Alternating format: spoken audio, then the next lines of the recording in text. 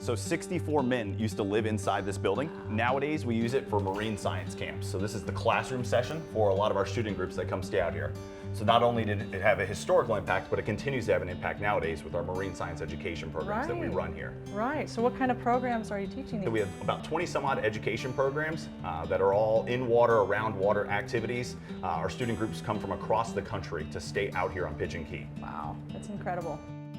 Incredible also describes the recent renovation of the old 7 Mile Bridge section attached to Pigeon Key. While the old railroad was eventually replaced by the current highway that runs through the Keys, this 2.2-mile original section of railroad has survived to become a haven for Keys residents and visitors.